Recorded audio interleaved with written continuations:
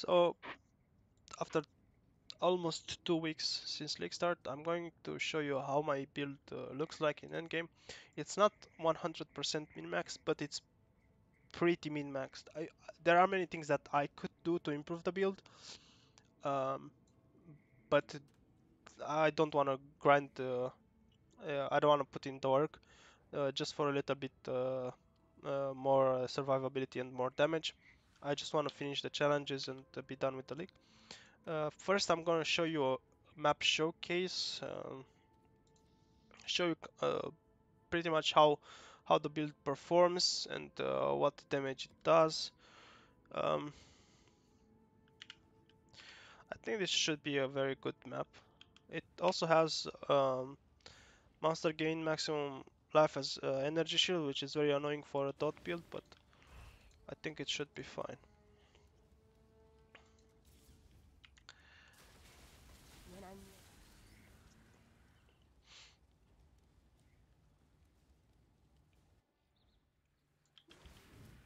The face that stares back in the mirror is a stranger.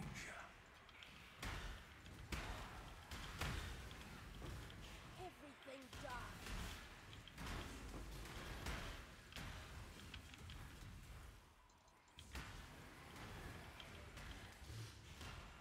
I need more mana.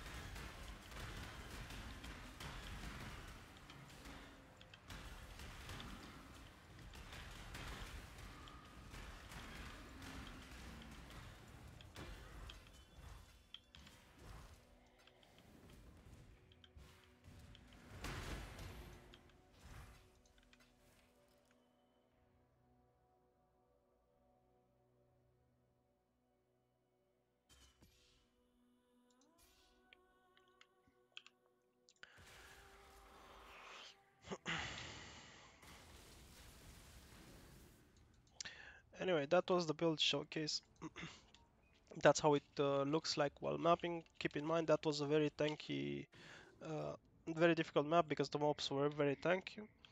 Uh, Now I wanna go over my setup and explain to you uh, what I changed, if I changed anything on the build compared to the video I made after finishing day 2 uh, of league start. So the wand, it's still the same. I only crafted dexterity because I messed up my amulet. I tried to make it a talisman and I didn't keep in mind how much dexterity I need, and to use Awakens of Affliction I had to craft some dexterity, but I would craft either increased cold damage or gas speed.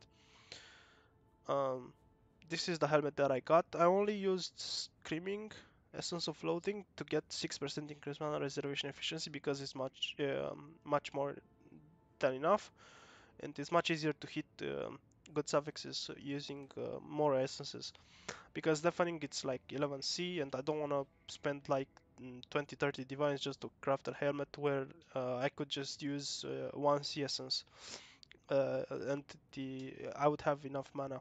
The reason why I have enough mana is because I have this craft and I also have mage blood. Now if you're trying to copy this build, you should not by any means try to craft neither the helmet, the gloves or the boots or the body armor before you get the mage blood, because things change a little bit. You'll have access to more um, resistances, and also you are going to have a much easier time getting spell suppression capped. The shield, it's still the same from since league start. I didn't craft a better one. I could have, but I couldn't be bothered to. Like the only benefit that I would get from crafting a better shield would be to get a +3 and maybe 10% increased cold damage.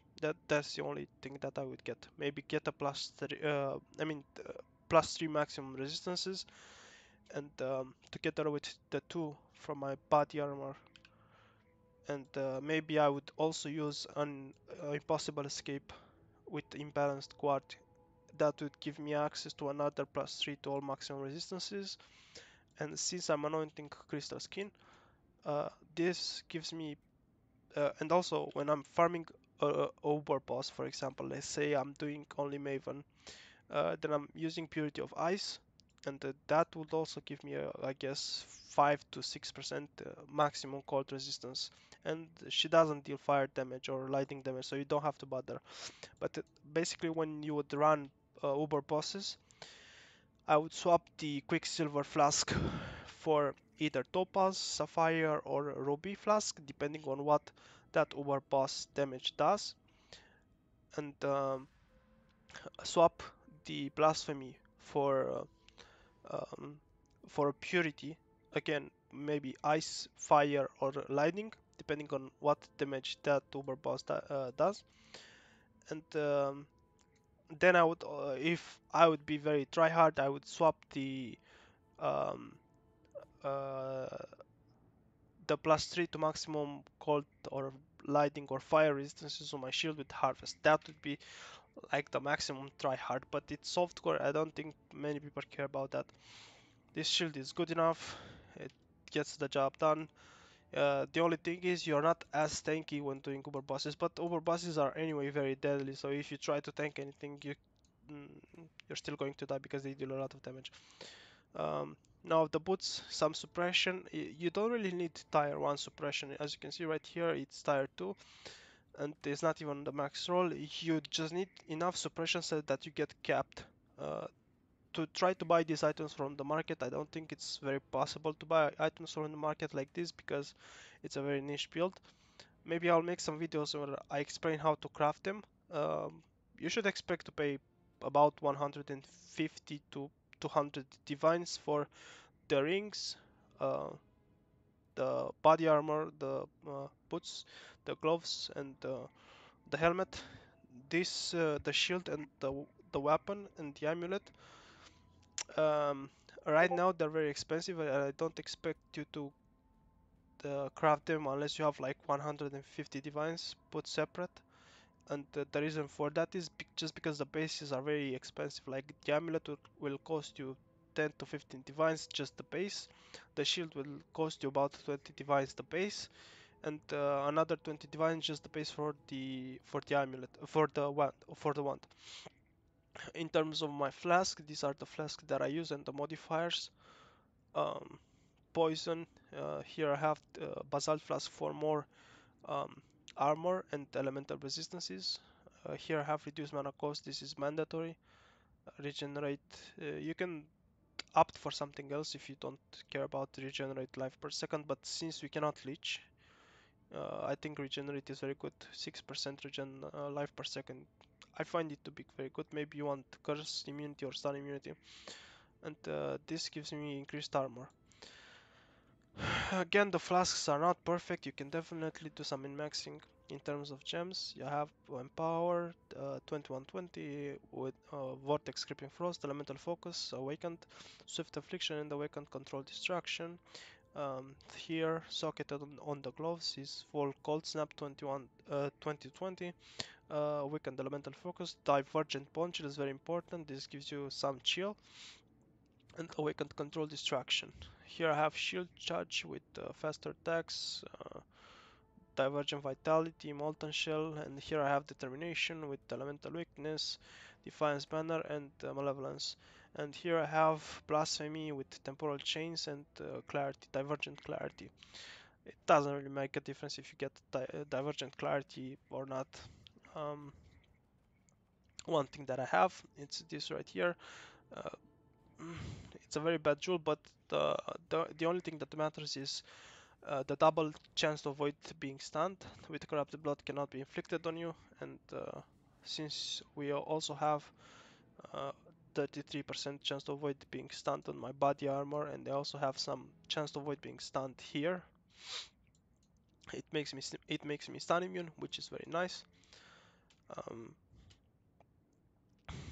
um, Other than that, um, here with this just gives me 2% chance to spell spell damage. But make sure if you are crafting these items, you do some calculations before and you know exactly how much spell suppression you need on each item. Um, this is the tree. Nothing really changed much except I took these nodes right here with Curse Mastery. They are very good, and Whispers of Doom. I don't even know how much curse effect I have, but I assume it's a lot. And for bosses, you can swap up Temporal Chains for Punishment, which is a lot of damage. I guess it's like 50 or 60% more damage in total. Because you have a lot of curse effect from the shield, from the nodes right here, uh, from the Ascendancy, and also from the quality of the gem. Uh, the one thing that I could change once again could be to put to take this jewel right here, jewel socket, and put imbalanced guard, impossible escape, prismatic skin, and soul of steel. And maybe I could also get maybe I could drop the area of effect nodes to probably try to fit in convergence from elementalist. I mean Heart of Destruction, which gives you convergence. Um, but that would be ultra min-maxing for just a little bit more damage. As I said, I don't really care about this character anymore. I just want to finish the challenges and be done with the league. Uh, you should expect to what you see right here. You should expect to pay maybe 500 to 600 divines to get everything that you see right here. That would just make life Now it complicated. depends. You cannot buy these items. These items have to be crafted by you, so it depends on your RNG. Um, in terms of damage, I'm not sure if you saw just how much damage was there, because the map also had a 50% maximum life as extra ES. But tooltip DPS it's about 900k on my Vortex. When I'm ready, Um, and not you before. can pretty much get it up to in total after running calculations POB. I think it's about 14 to 20 million DPS, but I'm not sure. I didn't make the calculations, but it's somewhere in that range, around 14, 15 million DPS, shaper DPS, maybe 20. Uh, so what I think what I forgot to explain was the implicits. Inflict cold exposure on hit. You can, if you're farming uber bosses, you can take the inflict cold exposure on hit while a pinnacle boss is in your presence, because to be honest you don't really need exposure for normal mapping unless your build is very squishy. And the same goes for the cold damage over time multiplier. You can take the pinnacle modifier, which gives you up to, I guess, 40 on my body armor. It's malevolence, aura effect, and plus 2 maximum resistances. Here you can ideally you'd take the punishment curse effect while a unique or pinnacle boss is in your presence, because that is the most damage. But I couldn't be bothered rolling over the prefixes, the implicits. And the most important thing is on your boots to get drops scorched ground while moving. This this is very big damage boost. Um, so that's pretty much all I had to say about the build. I'll leave a POB, and yeah, if you like it and you want to try it out, it's very fun build. Big can do all content. I've done all content with it. Feared, Ubers, everything. I can do carries for Ubers. Um, but it's not. It's a build in which you have to invest. You cannot kill. You cannot kill high-end bosses without investing in the build. And it's also not very. You are not going to burst bosses with this build. You're still very low DPS. It's okay for Sanctum. It's not the best build, but it's okay.